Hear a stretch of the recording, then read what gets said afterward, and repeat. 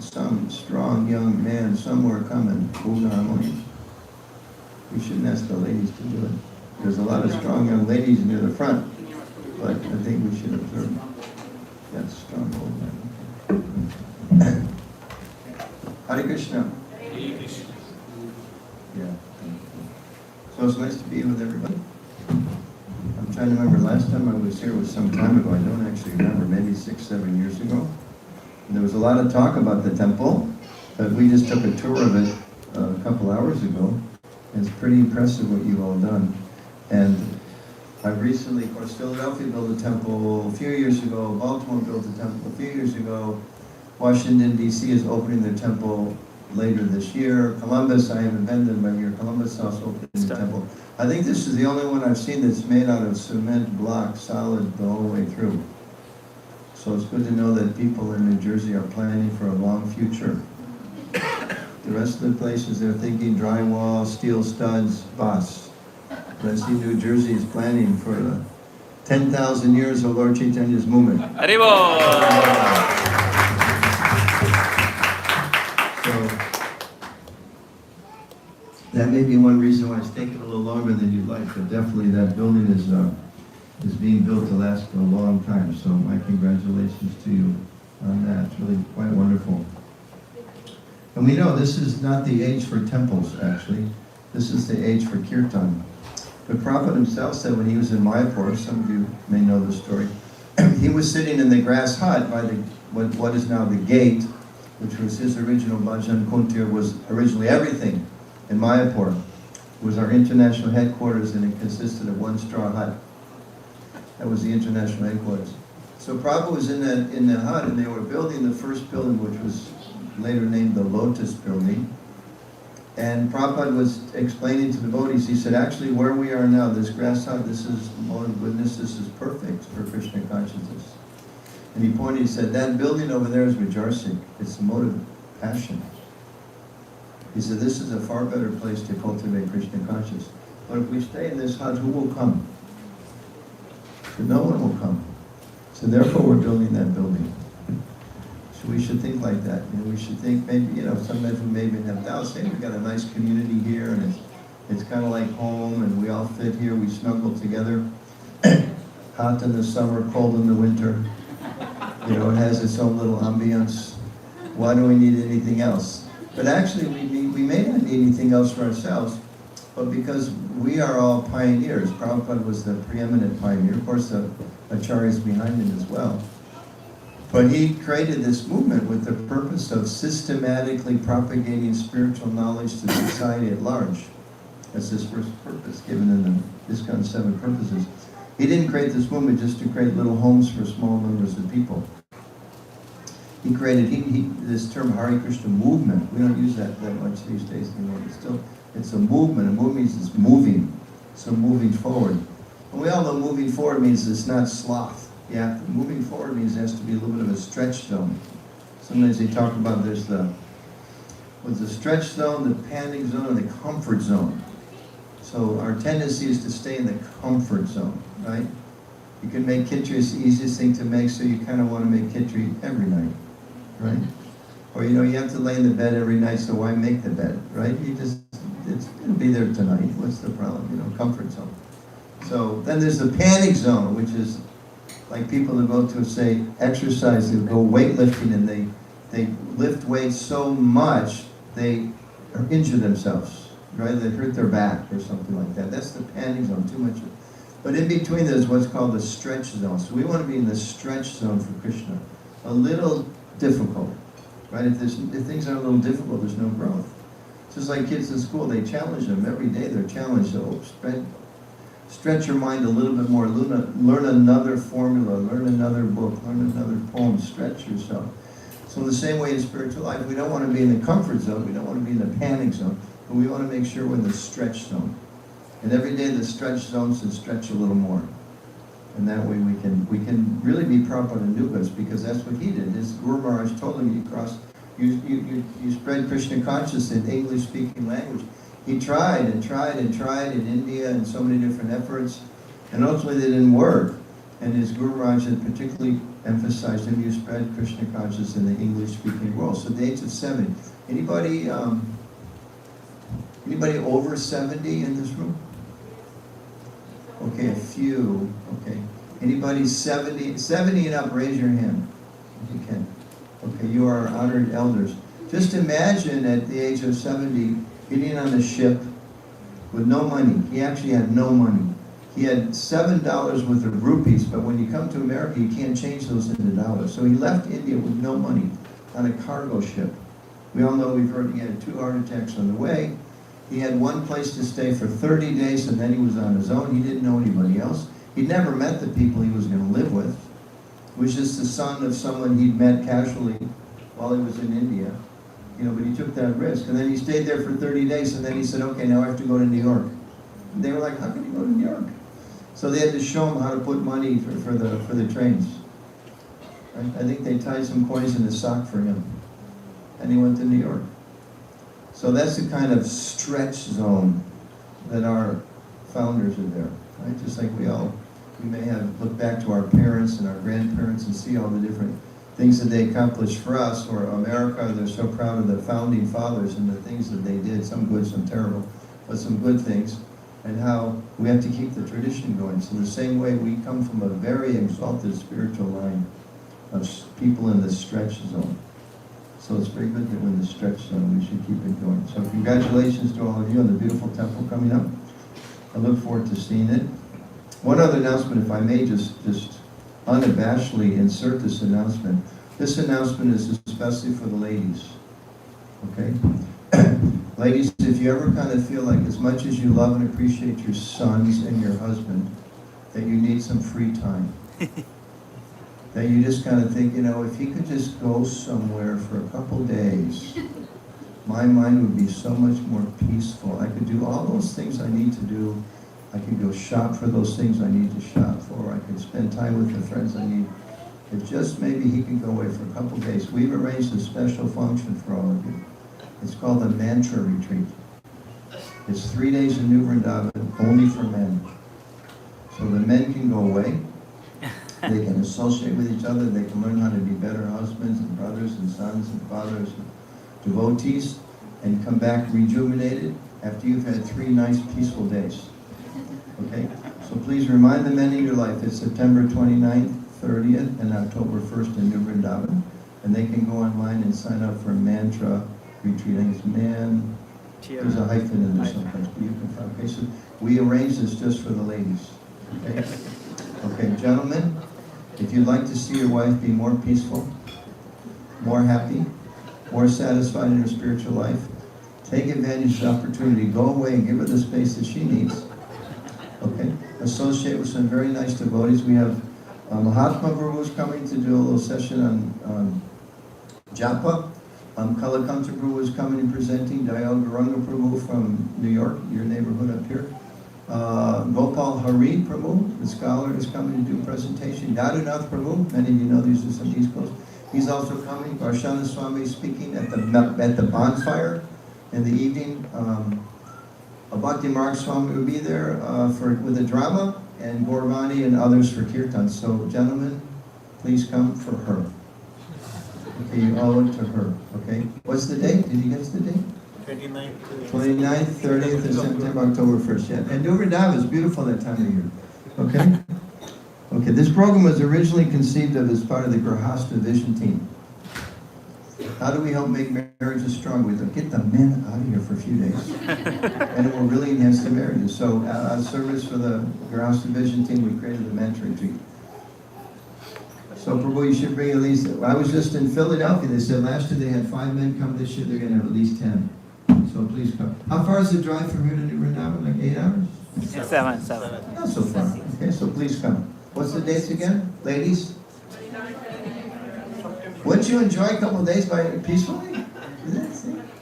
See, they're not going to show them they're smiling in front. I can see that they're smiling a lot at that thought. So take advantage of that, okay? I think it's the 6th annual. It's a really wonderful event. You'll enjoy it. Okay, so is the invocation up? Yes, it's up. Okay, so we're going to read this kind of as our verse, then we're going to insert one later. I'll just read. Om Ganatamyandasya Jananjana Salakaya Chaksu Om Minitam Nena Tasmai Shri Gurave Namaha. Here's actually the verse we're going to look at. I was born in the darkest ignorance, and my spiritual master opened my eyes with a torch of knowledge. I offer my respectful obeisances unto him. So, I'm going to talk a little bit tonight about darkness and ignorance and inability to see. As Prabhupada often would say, people in this age are very proud of their sight. They're very proud of what they think they can see. But our Vedic tradition, our Vaishnava tradition, teaches that actually people are completely blind. In the true sense of the word, people are blind. We live in a society of blind leading the blind. And because, as it described to me, because people are born in ignorance, they actually can't see. We all have experience sometimes, the power goes out, or maybe you're in a new place, you're traveling, you're staying in some hotel or a friend's house, and you need to get up in the middle of the night and there's no lights, and you're not quite sure, where's the bathroom, where's the light switch, where's the chair. It's when it's dark, and it's a little disturbing. We've had experience, the first thing you want to do is turn the light on, because you want to see. So, Arjuna, in his situation, is explaining to Krishna, I can't see. I don't know what I'm supposed to do. I'm in the middle of this very perplexing situation, and I can't see what to do. And just like we have experience when you're in the dark, or if it's dark at night, your flashlight goes off, or God forbid, your headlights go off in your car. First of all, it's bewildering. You can't see things right. You can't get your bearings. And it's actually a little scary. When things are dark, it gets a little scary, right? Like anytime somebody's going to tell ghost stories, right? Have you ever heard anybody telling ghost stories at noon? You don't tell ghost stories at noon. You tell ghost stories when it's dark, right? You have to wait until it's dark. Just like in Washington, D.C., we were just down there a few days ago for 4th of July, and they celebrate all around the world. You have to wait for it to be dark, right? And then they show the fireworks. So when it's very dark, it's scary, it's bewildering, and it's actually dangerous. Very practical example, we live near a little pond out behind our apartment, and it's a very lovely pond. It's also, this time of year, habitated by many geese. So like Gopal Prabhu and Manasi Ganga, they live near a lake. There's a few geese. There's a lot of geese. It's a very nice walk during the day. When the sun starts going down, it starts getting dusk and you can't see, very dangerous. Anybody lived near a pond with a lot of geese? Can you raise your hand if you ever lived near a pond with a lot of geese? They're very beautiful animals, but they eat a lot of grass, and they digest a lot of grass, and then the rest of nature takes its way. And they leave their remnants everywhere. So when it gets dark, what is daytime is kind of like an obstacle course. When it gets dark, it's very dangerous. If you're not careful, all you do is you go, oh, what did I step in? It's very dangerous. Okay? Making light of it. If it's very dark and it's dangerous, sometimes if you're in your home and it's dark and you hear a noise, it's dangerous. Is somebody breaking in? You don't know. So darkness means danger. So Arjuna was in a situation where he couldn't see. And he explains in the 31st verse of the first chapter, he says, Krishna, I can't see, that word is in the translation, I can't see any good coming out of this situation. If I lose this war, that's bad. If I win this war, that's bad. I don't see any good. He was blind. He was in ignorance. He couldn't see. And later in the second chapter, when he surrenders to Krishna, he says, I'm confused about my duty. I can't see what I'm supposed to do. You please kindly help me. So this is the nature, according to the Gita, according to the Vedas, according to our Vaishnava philosophies, we all need to understand this is actually our situation. So oftentimes we think the Bhagavad Gita is the dialogue between Krishna and Arjuna. It's actually the dialogue between Krishna and us. Because Arjuna got his problem figured out a lot of years ago. You know, they couldn't just pass the book on. He's got to figure it out. He wanted to fight the battle and win. That's it. But the book's still there. The teaching is still there for us. So we should be thinking like that when Krishna is saying that you're not seeing things properly, you're acting like a fool, you're thinking like a fool, you're arguing like a fool, he's also actually talking to us. That we also are in a blind condition of life. To the extent that we're in the material consciousness, we're blinded by ignorance and we can't see. And especially, these simple questions there, we hear these as devotees often, but they're meant to go very, very deep in our hearts. So people are in ignorance if they don't actually understand, who am I? We don't understand. Arjuna was confused. I think I'm a warrior, but then I have all these reasons I shouldn't fight, but then again I should fight, and I'm not sure what's my duty, who am I, what am I supposed to do here? So if we don't understand who I am, if we don't understand that I'm suffering, and why I'm suffering, just like in Buddhist tradition, that's the first teaching, that life is suffering. There's modern philosophy, someone, M. Scott Peck, who said, life is difficult. He kind of mellowed it out for his Western audience. So life is difficult. Based on that, how do you move forward? So we don't know that we're suffering. If we don't know why I'm here, and if we don't know what's the ultimate purpose of my life, and if I'm not acting with that purpose in mind, with everything I do, then I'm understood, according to the Gita, to be acting in ignorance or in darkness. And the proof of that is a simple thing. Most people would think, well, of course I know who I am. What a dumb philosophy to say I don't know who I am. Of course I am. So you ask them, you go to work, who are you? And they say, well, my name is Sue Smith. Okay, so that's who you are? Yes, I'm Sue Smith. Okay, but Sue, you could change your name tomorrow. You could become Jane Smith. So that's not who you are. Tell me, who are you? Well, I'm a 25-year-old woman. Okay, well, 25, but next week you'll be 26. So you're not really 26. And by modern science, today you're a woman, tomorrow you can be a man. Right? So you're not really a woman, or a man if you're talking to a man. So that's not really who you are, and etc. So then who are you? That's the essential question that human life is meant to be asking.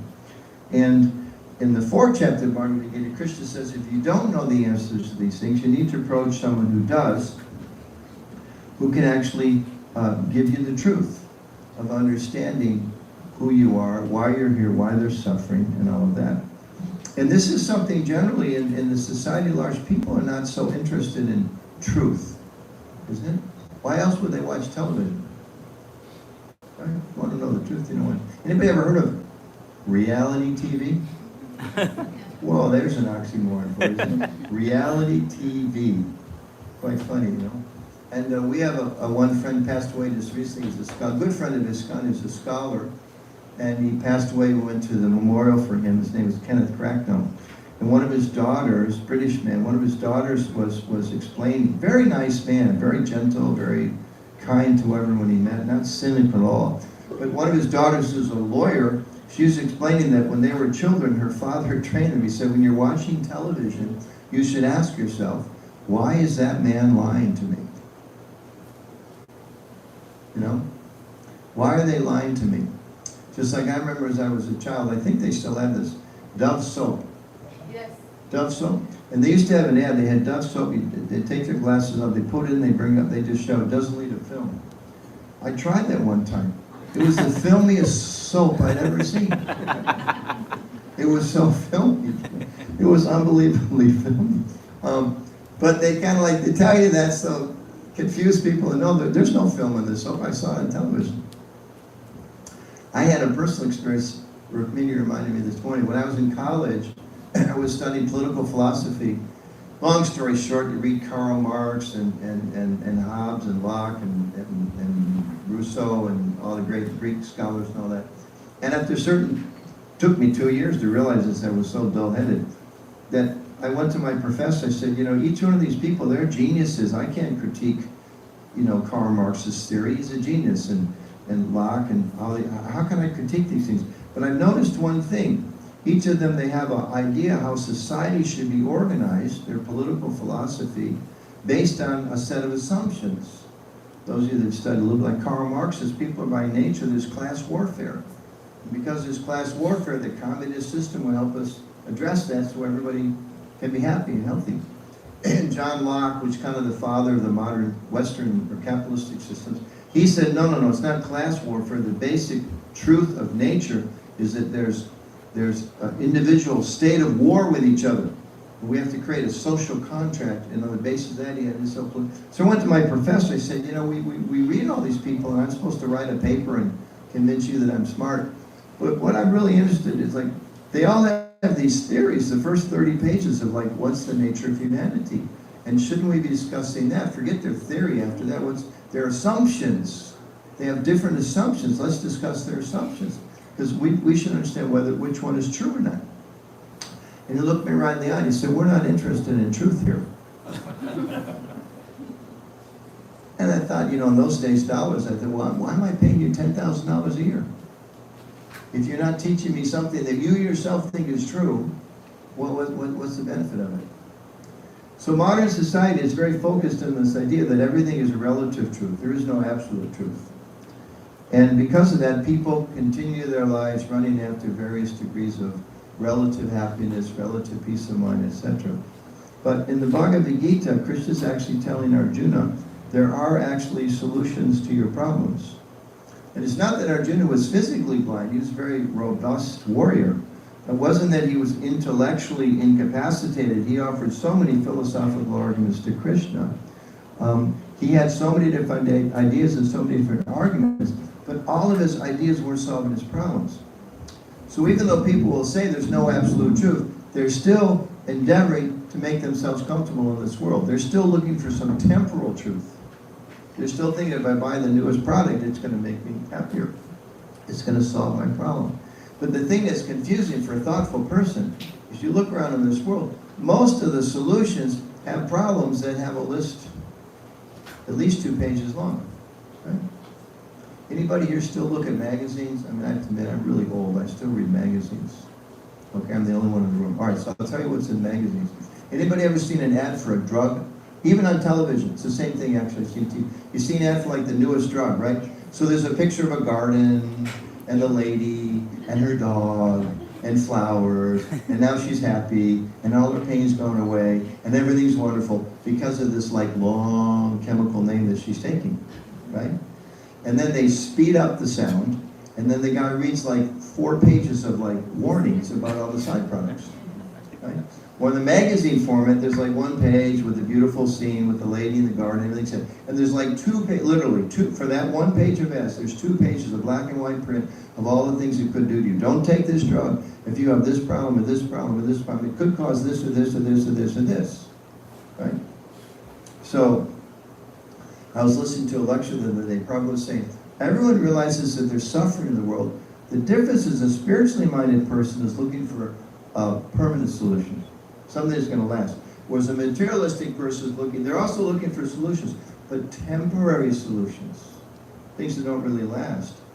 And I was just listening the other day, maybe you saw the stories, probably a lot of stories.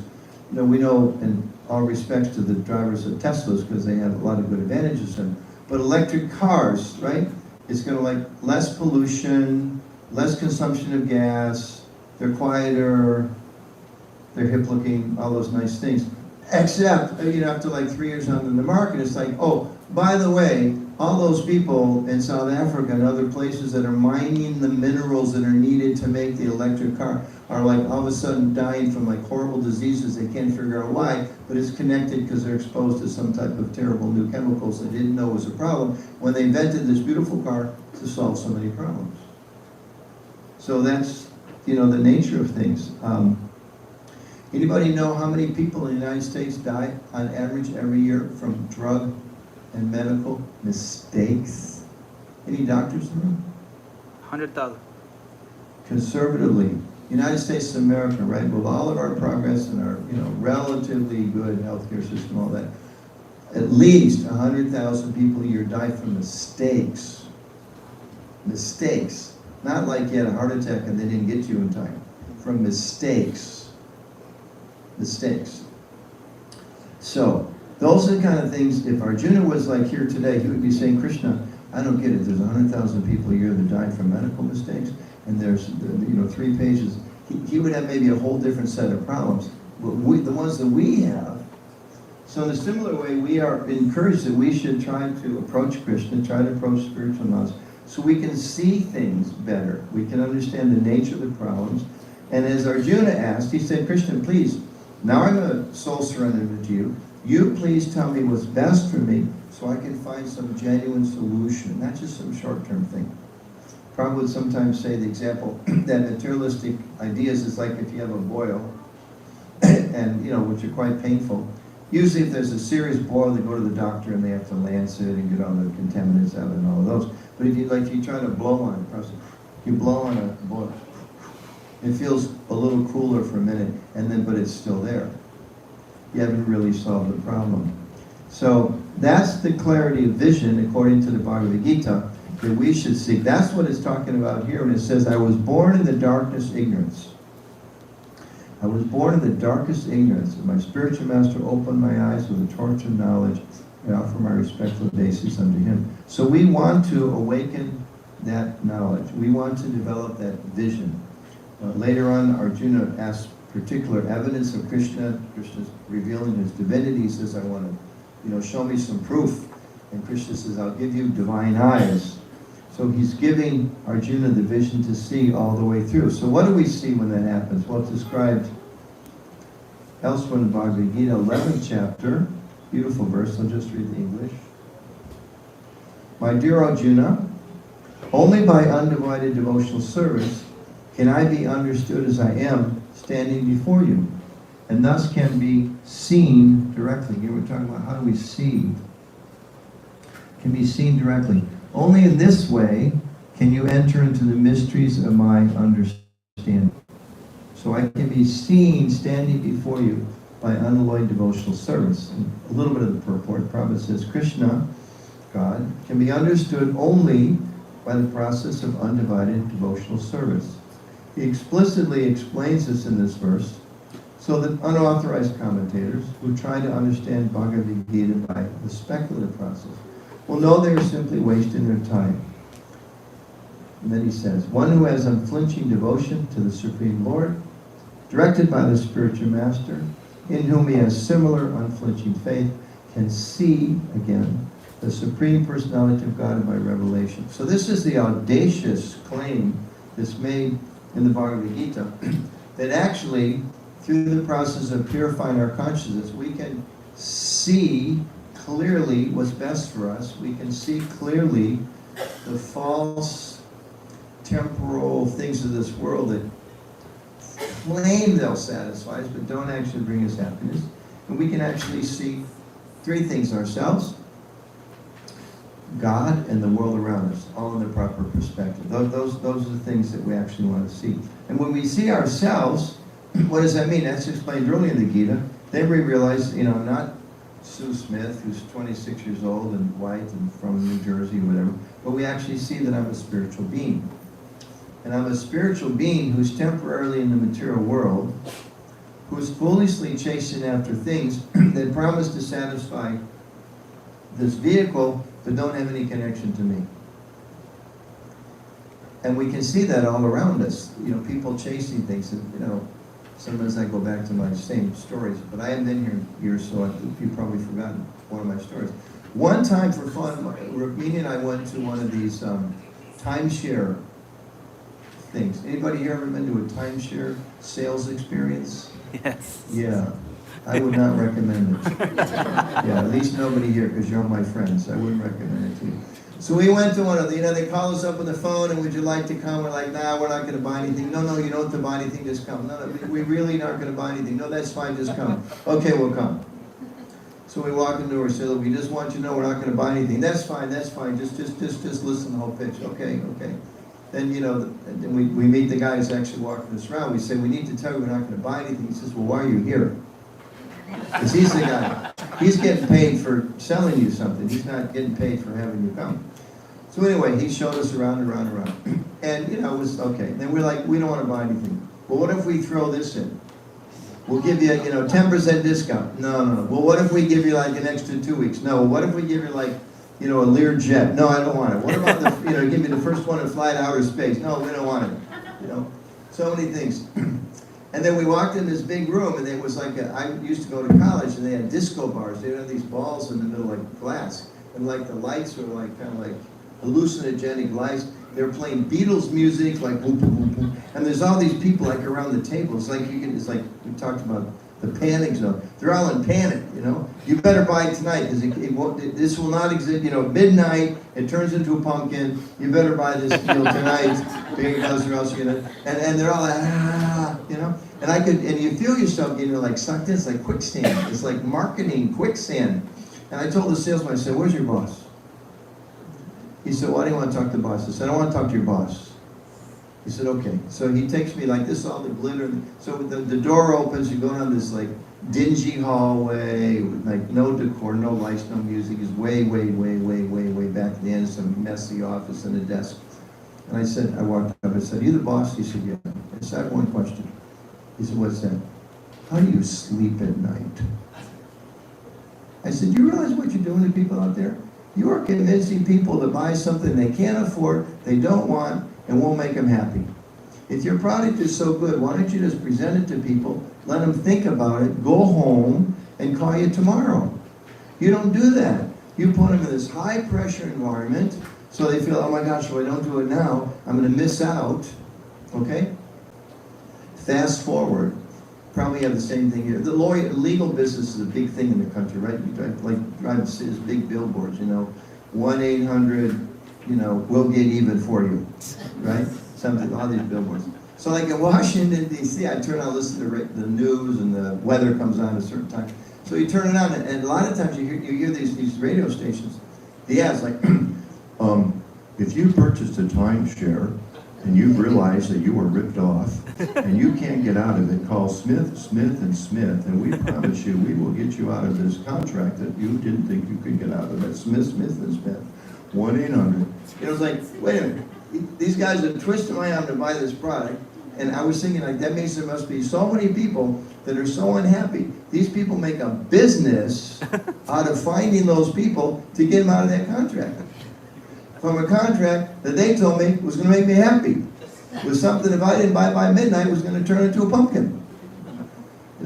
This is a strange world that we live in. And therefore, Arjuna, like us, was bewildered. And most people are bewildered, running from one high-pressure experience to the next, to the next, to the next, to the next, to the next. And as described, they're like chewing the chewed. Something's already been experienced, it didn't bring happiness, it didn't bring satisfaction, maybe next time around. Maybe it'll be better next time around. So, therefore, it's described, we should hope that, we should pray for, we should take advantage of the opportunity to open our eyes, to see things more clearly.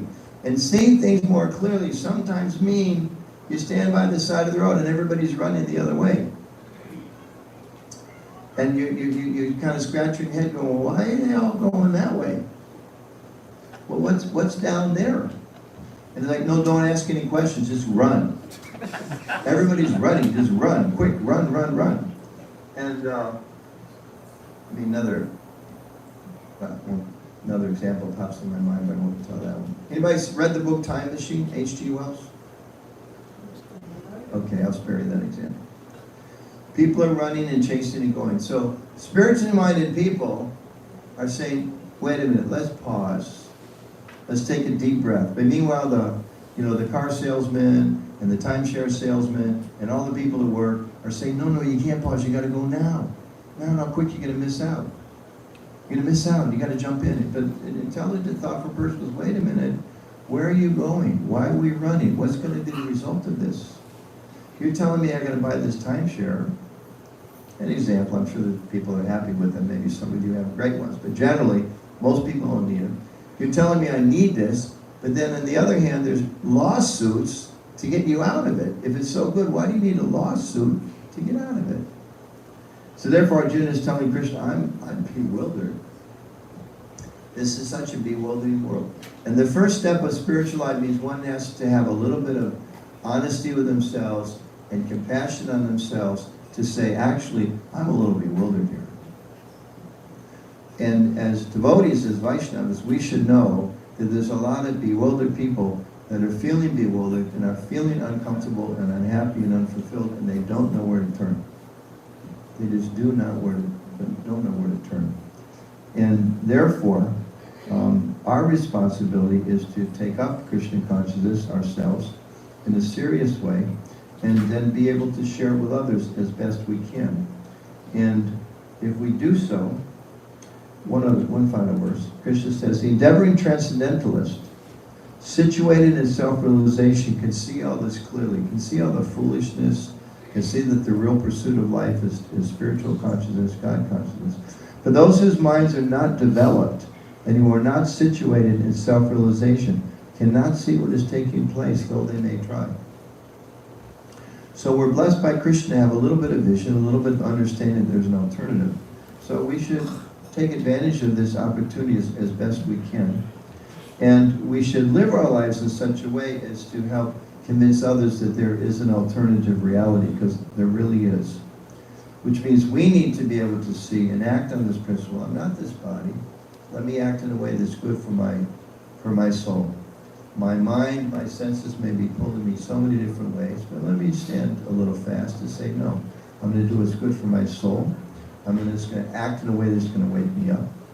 And understanding that other people in this world, spiritual vision means seeing that other people in this world are also spiritual beings. They're not objects of contempt. They're not objects of competition. They're not objects of exploitation. But they're other spiritual beings that are looking ultimately for God, and they don't have the connection. And they may be most important in terms of our own exemplary acts, to remember that our relationship with this world, if I'm a spiritual being, which I am, if trying to exploit this world can't make me happy, then to develop this vision to see that actually everything in this world is an emanation from God. It's connected to Krishna. This table is connected to Krishna. It's His energy. The microphone is connected to Krishna. And if we see like that, then everything we do will reflect that. Because we'll become more caring, because we'll see its true nature. Like they talk about something being careless. Vaishnavas should never be careless. We should be care more. We should never be careless.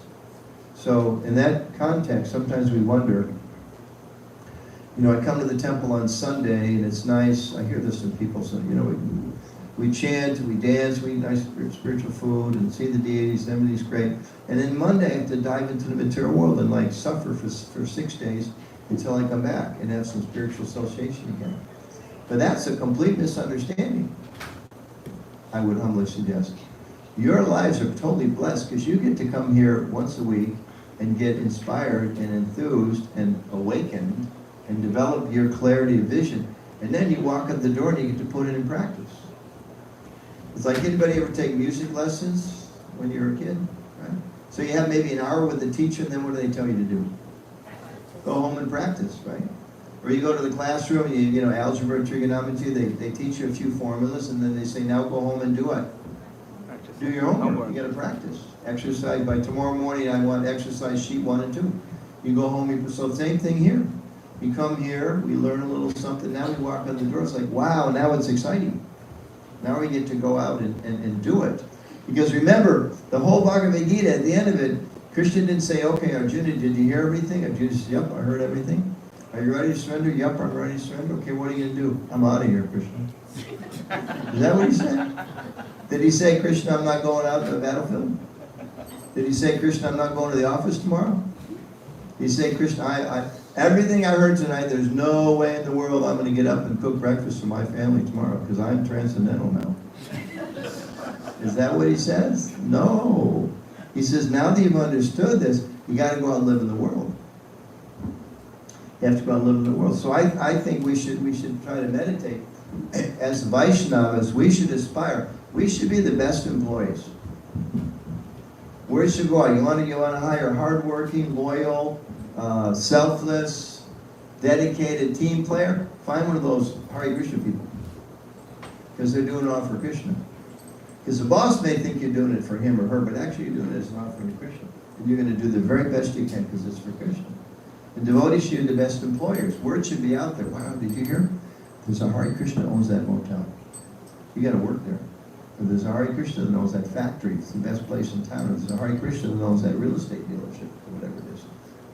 Devotees should be the best neighbors. Boy, we want the Hare Krishnas moving next door because they're clean, they're neat, relatively quiet. Right? Relatively quiet. Same thing, devotees should be the best environmentalists, devotees should be the best friends, because we should see everything in connection with Krishna. And we see everything as sacred, everything has meaning, every single thing has meaning, has deep meaning. Not just a cup. I was thinking about, just for class, I'll end here, I was needing trying to mark a few things in my Gita, so I ran out of markers, and somehow there was some paper towels sitting on the table. And I was thinking a materialistic mentality would be, oh, there's a piece of paper, somebody left it. Let me just, yeah. Or maybe they wouldn't even notice. But I actually dawned on me, I thought, no, wow, thank you, Krishna. There's some paper towel here. Isn't that convenient? Thank you, Krishna. There's air I can breathe. Isn't that nice? Thank you, Krishna. There's water I can have when I'm thirsty. Thank you, Krishna. You gave me a roof over my head. And thank you, Krishna. I can go to work and I can make some money. And while I'm at work, I can actually try to show other people who maybe are not so spiritually inclined or even nicely inclined what it means to be patient and tolerant and humble and all those things. What a wonderful opportunity. And if we see like that, every day, that's actually our Kurukshetra battlefield. You know, we walk in the office, we should open the door in the morning and think, wow, here's my battlefield. Now I can be Christian conscious. Wow, now I'm walking in the classroom. Now I'm waking up my kids and my husband. Now I'm going to the factory, whatever it is. Now's my chance to put into practice what I learned last night and what I maybe learned also that morning. And the japa, those who chant japa. Now, I've done this to strengthen myself, to clarify my vision so I can see more clearly, to act in this way. And like everything, you know, you go out and you put in practice, and then you sometimes like, wow, I'm going to do it today. And then go out and the material world kind of slaps you around a little bit, and you kind of walk back thinking like, whoa, I didn't do very good.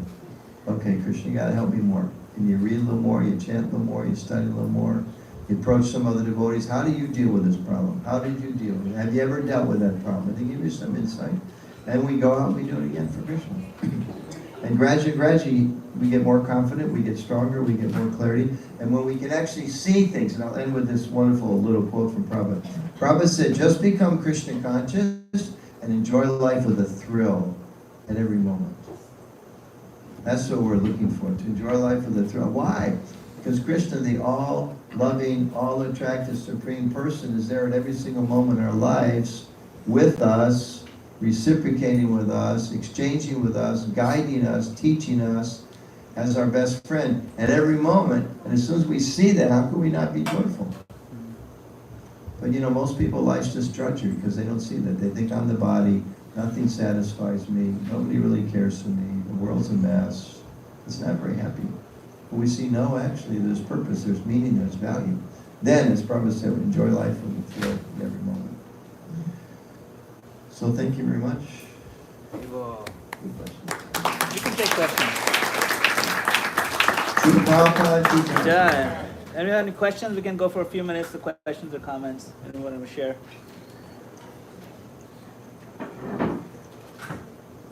Yes, Prabhu. You said truth and absolute truth. So can you give some realization or something? I would like to believe that Krishna is the absolute, his message is the absolute best. So maybe what I mean by relative truth, or what does Prabhupada mean by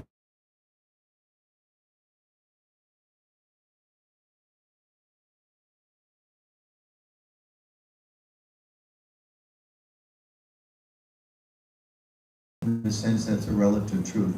It solves my problem, but it doesn't really solve my problem. Because I still have a body, it's still going to get old, I'm going to be colder tomorrow, and if I don't do the right things, I have to take another body next lifetime, I'm going to be cold again. And so it's relatively helpful, but it's not really helpful in terms of my actual understanding of who I am. So we don't say don't take advantage of those, but it's just like if you have a child who's sick, okay? If you have a child who's sick, you're going to help them recover from their sickness, and then you're going to take them to school, right? Well, why do you need to take them to school? You know, they hurt their finger, fix their finger, let them go play all day long. No, because you're an adult. You have a different vision. You see differently. You see, the child wants to play all day long, but you see, no, you're going to grow up. You're going to need a job and maintain your family, and you can't just be a uneducated, 5-year-old for the rest of your life. So in terms of the more absolute knowledge of who they are, just as an example, as a human being, you're going to help them do things in a good long term. So the same way, in terms of the absolute identity of who we are, who Krishna is, then we need to act in such a way that's going to benefit us spiritually as well as temporally. Is that okay? Thank you. Other questions or comments? Now, if we were at an auction, I would call him this Prabhu, because he just went like this, see? At an auction, that would mean $150, $150, and you wait for somebody to go, okay, 200, 200, 200, okay, 300, 325, okay, like that. Any other questions or comments? Yes, please. So my experience of being at ISKCON is that... Your experience of being in ISKCON is that there often is, within ISKCON, a bandwagon mentality as well. in ISKCON there's often a bandwagon mentality as well. Like herd Yes, mentality? yes. Okay. And so if you have a different mindset, or you feel that your mentality or your sort of MO goes against the bandwagon. If your mentality or modus operandi or mood tends to go against the bandwagon, or you're not going downstream with everybody, okay? How do you reassure yourself that you're experiencing or seeing the absolute truth? Read the life of Srila Prabhupada. Because you read the life of Srila Prabhupada, I would say, and you realize that Prabhupada was so flexible. And you realize that Prabhupada was taking on new situations at every moment, and he was always looking to see how that can be connected with Krishna. So, for example, when the bandwagon of the New York devotees said, Swamiji, you can't go to a mantra rock concert. You can't do that. That's too wild for you. Imagine that the hippies in New York were saying those hippies in San Francisco are too wild. You can't go to a rock concert. How can we let that happen? We have to be more conservative. Like there was a debate, and Prabhupada said, no, I have to go. There's going to be young people. There's going to be crowds there. So he went. Of course, as he was leaving, Prabhupada, different biographies of Prabhupada, but many of them, in his pictures, he looks so stern. But so many devotees talking about Prabhupada has such a fantastic sense of humor. So there's not this rock dance, and it's the 60s, so the room's full of marijuana smoke, and there's rock bands performing before he goes on stage, and then he leaves, and as he's walking out, he turns to one of the associates, he says, this is no place for a brahmachari. So I think that's really important, because our Christian brothers and sisters have a wonderful expression, Lord, save me from the convert. These are religious people saying, save me from the religious people. because it's kind of a natural tendency, and we see this with people we interact with in our movement and outside. Sometimes somebody, let's say, you meet someone who, their life was really troublesome, and they had trouble with drinking and, infidelity, and they lost their job and this and that. And then somehow they got, became a Christian, and Jesus came into their life and turned everything around. And for a lot of those people, that's it. It's Jesus, and you people are all a mess because I've experienced Jesus. We should think, wow, this is wonderful. To see how Lord Krishna, through his son and his representative, Jesus Christ, has helped this person turn his life around. This is fantastic. But it's not the only way. I have very dear friends that are Muslim. And from their faith, they got some deep spiritual understanding. And people that are Christians and Catholics, so many things. So we shouldn't think that Krishna only comes in one way. In our own communities too, there's going to be a variety of ways of expression of devotion. Now, there are some boundaries that are given, that are there, that we should try to observe. But within those, Prabhupada said, my movement is made to create independently thoughtful men and women. That's Prabhupada's term, independently thoughtful. Because he wanted to change the world. In fact, even like with the, Prabhupada had every temple outside of India independently incorporated. And there were some disciples that came and said, Prabhupada, we need to put these all into some hierarchy, and all the money from all the branches goes here, and a certain group of people will send the money. I'll probably shut it down. He said, no. He said, you're going to crush the independent spirit of the devotees. He wanted look at what you're doing miraculously here. You're building a beautiful temple. And it's not just because you're trying to build one that's stronger than Naperville or Philadelphia, Baltimore, though I know you're doing that, but it's because you want to build a nice temple. So that little, even the competitive spirit probably encouraged that. So he wanted that individual creativity. So I think those are some things, and then associate with like-minded people. And don't take any criticism too seriously. And don't spend too much time on social media. And don't believe everything you read on social media. And realize that most of those people writing things on social media are only doing so, well, I don't want to be too cynical, but some of those people writing on social media is because nobody really wants to talk to them, so the only place they can talk is on social media, where they just send it out and they don't have to listen to anybody else. The same people you avoid at the office are like on social media. So don't take it too seriously. Okay. Is that all right? Is that helpful? I don't mean to minimize, but it's we all live with it. Yeah. Okay. So should we stop? Yes. You have money? Srila Prabhupada ki jai. Jai. Haribol. Let me just finish this. I just mentioned we should really try to understand how fortunate we are. Sometimes young devotees especially would say something to me because I'm getting a little older, and they'll say, boy, I wish I was around in the pioneer days. You're so lucky you were there in the early days, and what was it like? I think, what are you talking about? This is crazy. The movement's only 54, 55 years old. We're just starting. I mean, your great-great-grandchildren are going to be talking about, they're still in the pioneer days. This movement is predicted as 10,000 years. The first 1,000 years are going to be pioneers. So all you younger people, I missed you are the pioneers. You may be a different generation of pioneers, but you are even the 75-year-olds in this room, the 92-year-olds. You're the young pioneers, so we have a lot of exciting things to do. So take advantage. Every breath is an opportunity. Okay?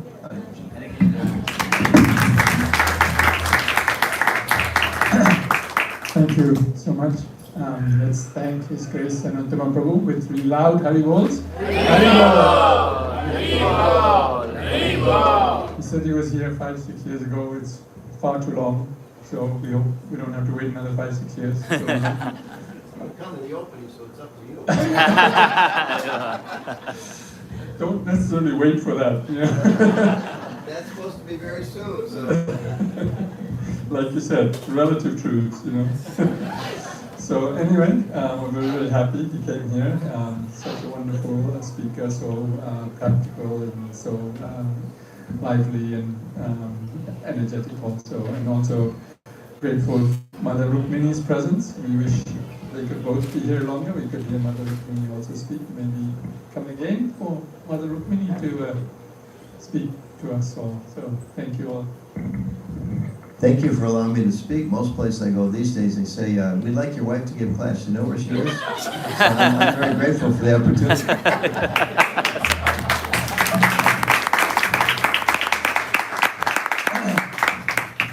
Anyway, so with that, we do have prasad. It's not outside today, unfortunately, because of the rain. We have prasad, so we will be honoring prasad in the temple room. We request devotees, if you're honoring prasad in the temple room, to vacate by 6:45.